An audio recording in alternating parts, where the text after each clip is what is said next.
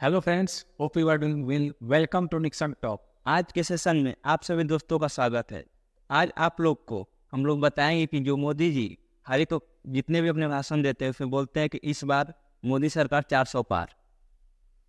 और साथ में ही बताएंगे कि कैसे 400 का आंकड़ा पार कर सकते हैं, और अगर सच में 400 पार कर जाते हैं उसको उससे हमें क्या फ़ायदा होगा और बीजेपी को क्या फ़ायदा मिलेगा।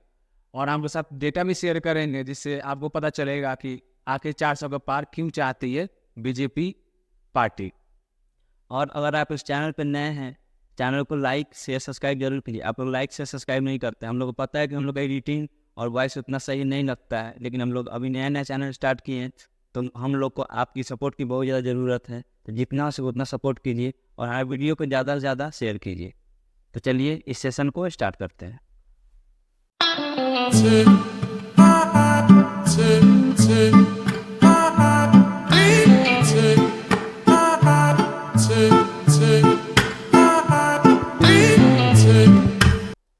तो मोदी जी अपने जितने जहाँ भी जाते हैं भाषण देते हैं तो उसमें बोलते हैं कि इस बार मोदी सरकार 400 पार। तो जैसे वो बड़े बड़े जितने भी अपोजिशन नेता हैं उनको जेल भिजवा रहे हैं। मतलब मैं नहीं बोल रहा कोई जेल भिजवा रहा है, जैसे कि न्यूज रिपोर्टर बोल रहे हैं और बहुत सारे ऐसे अपोजिशन के बड़े बड़े सपोर्टर वो बोल रहे हैं। तो इस हिसाब से देखा जाए तो मोदी जी 400 या 500 की सीट जीत सकते हैं। राइट। हमने देखा है कितनी बार, या मोदी जी या उनके पार्टी के बड़े बड़े नेता हमेशा यही बात दोहराते रहते हैं, इस बार 400 के पार। और आपने जिक्र करा तो ऑब्वियस बात है, या तो अपोजिशन के नेता पे बड़ा सा कोई ईडी लग जाता है, सीबीआई लग जाता है, या उनको जेल भिजवा दिया जाता है। लेकिन हाँ, मैं कुछ डेटा आपके साथ शेयर करूँगा, और मैं यहाँ पे कुछ डेटा शेयर करूँगा जो कि मैंने बीजेपी के राज्यसभा से मेंबर है जिनका नाम सुधांशु त्रिवेदी जी हैं, उनका एक इंटरव्यू का रेफरेंस लूँगा और मैं कुछ डेटा शेयर करूँगा। राहुल गांधी और सोनिया गांधी जिस मामले में बेल पे हैं, वो नेशनल हेराल्ड केस 2013 में दिल्ली हाई कोर्ट के द्वारा शुरू किया गया, और उस टाइम बीजेपी गवर्नमेंट नहीं थी। दूसरी बात करें तो डीएमके के नेता ए राजा कनिमोजी साल 2011 में जेल में गए, उस टाइम बीजेपी की सरकार नहीं थी। सुरेश कलमरी 2010 में जेल में गए। साल 2007 की बात है जब मुलायम सिंह यादव सपा के जो प्रमुख थे उनके ऊपर आय से ज़्यादा संपत्ति का मामला दर्ज हुआ, उस टाइम बीजेपी की सरकार नहीं थी। जेएमएम के नेता शिबू सोरेन 2006 में जेल में गए थे। अभी रिपोर्ट आपने देखा होगा कि उनके बेटा हेमंत सोरेन भी जेल में गए हैं। तो जब 2006 में उनके पापा जब जेल में गए थे तो उस टाइम बीजेपी की सरकार नहीं थी। नेक्स्ट बात करें तो साल 2000 की बात है जब करुणानिधि को जेल में भेजा गया। उसके और पीछे जाते हैं तो 1997 की बात है, आरजेडी के सुप्रीमो लालू प्रसाद यादव जी को जेल भेजा गया, उस टाइम बीजेपी की सरकार नहीं थी। जयललिता 1996 में जेल गई, और झारखंड मोर्चा रिश्वत कांड 1994 में स्टार्ट हुआ। और इनमें से कोई नहीं कह सकता कि ये केस उनकी सरकारों द्वारा स्टार्ट करा गया। ये सारे केस याचिकाकर्ता के लोग कोर्ट में पहुंचे और कोर्ट द्वारा आदेश जारी किया गया और कोर्ट द्वारा जांच की गई, जिसके बाद ये लोग सारे जेल गए। तो जैसा कि आपका क्वेश्चन था कि बड़े नेता लोग जेल में गए, जो भी सुधांशु त्रिवेदी जी का रेफरेंस था वो आपको मैंने कम से कम 10 से 12 रेफरेंस था, उसमें सारे मतलब नेता लोग जेल गए हैं। ऐसा पहली बार नहीं हो रहा है कि कोई नेता जेल नहीं गया, मतलब कोई जांच एजेंसी उनके ऊपर कार्रवाई नहीं करी। ठीक है, तो मैं आपका बात मानता हूँ, आपने जो रेफरेंस दिया वो सही है। तो फिर आखिर इलेक्शन के पहले ही क्यों जितनी भी जांच एजेंसियां हैं वो इलेक्शन के पहले उनको दिख रही हैं कि कौन कौन कितने बड़े नेता हैं, कितने कितने घोटाले किए हैं, तो पहले भी तो कर सकती थी, फिर अभी ही क्यों? उसके बाद आप एक न्यूज़ देखे होंगे जिसमें कांग्रेस का अकाउंट ही फ्रीज कर दिया गया। आपको पता है कि इलेक्शन के टाइम में पैसों का बहुत ज़्यादा नीड होता है, ज़रूरत होती है खर्च करने के लिए, क्योंकि जगह जगह कैंपेन चलाना पड़ता है, क्या क्या करना पड़ता है। फिर इलेक्शन के टाइम में हर चीज़ क्यों? देखिए, अगर बात करा जाए बड़े बड़े नेता, ऐसा नहीं बड़े बड़े नेता अभी जेल गए हैं। पहले मनीष सिसोदिया जी की बात कर लिया जाए, वो 2 साल से जेल में मतलब अंदर है। सत्येंद्र जैन वो भी लगभग 1 साल से ज़्यादा समय से अंदर है। अभी संजय सिंह भी अभी जेल से हाल ही में रिहा हुए हैं। तो ऐसा नहीं बोल सकते हो कि हाँ कोई रिहा नहीं हो रहा है। और अभी हाल में ही दिल्ली हाई कोर्ट का कहना है कि जो भी कानून है, या मुख्यमंत्री हो या देश का आम जनता हो, सबके लिए एक बराबर है। उसमें चुनाव का कोई महत्व नहीं रखता है। अगर आपके ऊपर मामला आरोप लगाया गया है जांच एजेंसी द्वारा, तो आपको कोऑपरेट करना है और आप पे ये सेम लॉ अप्लीकेबल होता है। उसे चुनाव का कोई मतलब नहीं है। तो चलिए मैं आपका बात मान लेता हूँ। तो फिर आप एक बात बताइए कि जितने भी अपोजिशन पार्टियाँ हैं, उनके एमपी हो गए, एमएलए हो गए, जिस जिस पे कोई भी जांच एजेंसी उस पर कार्रवाई करती है, तो फिर वो जब अपना खुद का पार्टी छोड़ के बीजेपी में आके मिलते हैं, फिर वो जांच से हट क्यों जाती है? उसको तो नहीं हटना चाहिए कि वो गलत है तो गलत है। देखिए, इसके पीछे बहुत बड़ा रीजन हो सकता है, सबका अपना अपना चीज़ें होती हैं। अब एग्जैक्ट इसके लिए डेटा तो नहीं है कि मैं आपको बताऊं कि हाँ कोई प्रूफ नहीं है, और ना ही इसके लिए कहीं किसी चीज़ में खबर छपी है कि मैं आपको बता पाऊंगा और डेटा शेयर कर पाऊँ। लेकिन हाँ, ऐसा नहीं होना चाहिए। मेरा मानना है कि अगर जब लॉ सबके लिए बराबर है, तो हर लॉ हर तरीके से सबके लिए सेम होना चाहिए। मैंने बहुत बार देखा हुआ है कि ऑब्वियस बात है, जितना बड़े नेता बाकी other party other than BJP होता है, जैसे आते हैं उनको अच्छा से स्वागत किया जाता है। और जैसे मतलब मैंने देखा हुआ है कि जैसे बीजेपी को लगती है कि इस पार्टी के नेता से, बड़े नेता से कुछ ना कुछ हमें खतरा है, उस पार्टी को चाहा जाता है, उस पार्टी के नेता को चाहा जाता है कि वो हमारे अंदर आ जाए और कुछ अच्छा सा उनको पोजीशन दिया जाए, जिससे कि हमारी मतलब एज अ कंपटीटर खत्म हो गया, हमारे वहाँ से कंपटीशन ही खत्म हो गया।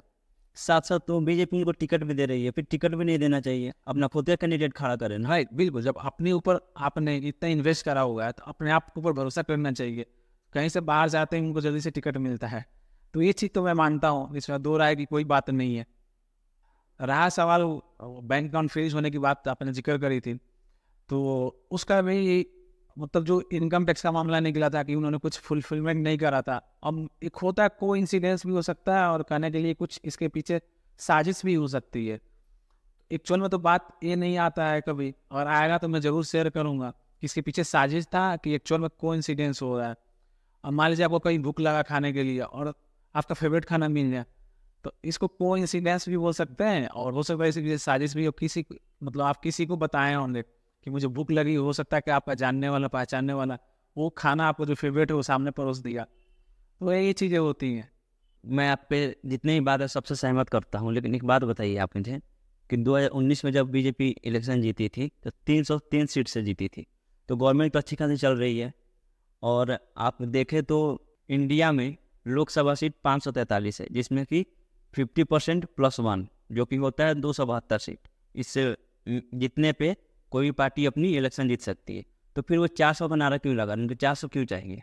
वो तो चाहे तो 272 पे गवर्नमेंट अपने चला सकते हैं, क्योंकि अगर इंडिया में गवर्नमेंट चल, या कहा किसी भी देश में गवर्नमेंट चला, तो जो भी अपोजिशन वो भी तो स्ट्रॉन्ग चाहिए। देखिए, इससे पहले दो रीजन है जो कि मैं बताना चाहूँगा। आपने जिक्र करा 2019 की बात करा जाए तो बीजेपी को और उनके साथ जो भी गठबंधन में, जिसको एनडीए बोलते हैं, नेशनल डेमोक्रेटिक अलायंस, उनको टोटल 303 सीट मिला था। और ऑब्वियस बात है, कोई अगर पिछले इलेक्शन में 303 मिला है तो कोई चाहेगा आगे बढ़ने के लिए। तो मोदी जी ने इसको एक्सप्लेन करा कि जो आर्टिकल 370 है वो हटाया गया था, तो उससे लिंक करा कि 370 तो चाहिए ही। साथ में उन्होंने जो भी बीजेपी के साथ जो भी रूलिंग पार्टी होती है, छोटी मोटी पार्टी जितनी भी होती हैं जो कि बीजेपी के साथ गठबंधन करके चुनाव लड़ती है, उनके लिए 30 सीट को टारगेट दिया कि आप 30 सीट लाइए। और बीजेपी का टारगेट तो वैसे 370 है, लेकिन उनके जो गठबंधन वाली जो भी पार्टियाँ हैं उनके लिए 30 टारगेट दिया गया। तो यहीं से स्टार्ट होता है 400। मोदी जी जो ही बोलते हैं उसके पीछे बहुत बड़ा मकसद होता है, और जो 370 सीट का मकसद है उसके लिए स्पेशल मेजोरिटी। तो ये स्पेशल मेजोरिटी क्या होती है?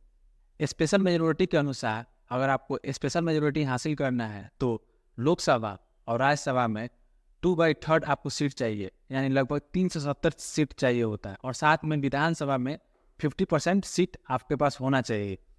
और जैसे कि आपने जिक्र करा 543 जो सीट होता है टोटल लोकसभा का, उसी की मैं बात कर रहा हूँ, 2/3 होना चाहिए।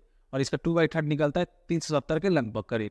और ये जो नंबर है आर्टिकल 370 का याद दिलाता है, जो कि मोदी गवर्नमेंट द्वारा ही इसको हटाया गया था, जो कि एक बहुत बड़ा फैसला बीजेपी के लिए माना जाता है या किसी सरकार के लिए माना जाता है। तो यहीं से 370 सीट का उत्पादन बोल सकते हैं हो कि हुआ है। जैसा कि सबको पता है, आपको, हमें, हमारे दर्शकों को पता है कि जो मोदी गवर्नमेंट है या मोदी जी है, बड़े बड़े फैसले लेने में कभी हिचकिचाते नहीं है। एग्जाम्पल के तौर पर मैं बताना चाहूँगा, चाहे राम मंदिर का फैसला हो गया, CAA का हो गया, ट्रिपल तलाक का मुद्दा हो गया, 33% महिलाओं के लिए आरक्षण हो गया। ये सारे फैसले, अहम फैसले मोदी गवर्नमेंट ने लिया और मोदी गवर्नमेंट को इस बात से जाना जाता है। और साथ में मोदी जी ने अभी हाल में ही उन्होंने ऐसा जिक्र करा था कि जब तीसरा टर्म उनकी सरकार आएगी, यानी 2014 में सरकार बनी, 2019 में, 2024 में उनकी सरकार आती है, तो उनको बड़े अहम और कड़े फैसले लेने पड़ सकते हैं। और कड़े फैसले लेने के लिए स्पेशल मेजोरिटी चाहिए, क्योंकि स्पेशल मेजोरिटी नहीं होगा उनके पास तो वो शायद बिल पास नहीं हो सकता है लोकसभा या राज्यसभा से, क्योंकि कोई भी बिल जो होता है लोकसभा प्लस राज्यसभा से पास होना चाहिए। और ये फैसला लेने के लिए हो सकता है कभी संविधान में भी संशोधन करना पड़ सके, इसीलिए कम से कम 370 सीट चाहिए ही चाहिए। इसीलिए मोदी सरकार हमेशा ये नारा देते आ रही है। और साथ में अभी 28 राज्य में से 17 राज्य में NDA की गवर्नमेंट है, तो इससे ये होता है कि सभी राज्यों में स्पेशल मेजोरिटी है। और साथ में लोकसभा का चुनाव अगर इसमें भी स्पेशल मेजोरिटी आ जाती है तो ऑब्वियस बात है कुछ भी फैसला हम ले सकते हैं। अभी हो सकता है कि ये फैसला जनता के खिलाफ भी हो सकता है ये अपने फायदे के लिए भी हो सकता है। ये तो समय के अनुसार ही पता चलेगा हमें कि आखिर क्या चाहती है। तो यहीं से 400 का पार का नारा निकला था। हालांकि मोदी जी ने जरूर ये जिक्र करा था, जो भी मैं वो फैसला लेंगे जनता के हित के लिए मतलब लेंगे, पार्टी के लिए नहीं लूँगा। क्योंकि बीजेपी हमेशा मानती है कि उनका जो पार्टी है वो फैमिली पार्टी नहीं है, वो जनता के हित के लिए काम करती है और देश के लिए काम करती है। तो दोस्तों, आपको ये वीडियो कैसी लगी और साथ में क्या बीजेपी 400 के पार जा सकती है, आप जरूर कमेंट करके बताइए। और साथ में ये भी बताइएगा जरूर कि अगर 400 अगर पार कर सकती है तो क्या बीजेपी अपनी मनमानी करेगी या हमारे लिए और जनता के लिए या देश के लिए सोचेगी और काम करेगी।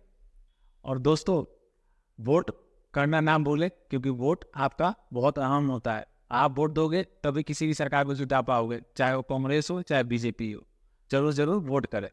तो ये आप लोग इसके बारे में क्या सोचते हैं, हमें कमेंट करके जरूर अपनी राय दीजिए। तो अगर ये वीडियो आपको अच्छी लगी हो तो लाइक शेयर सब्सक्राइब जरूर कीजिए। जय हिंद।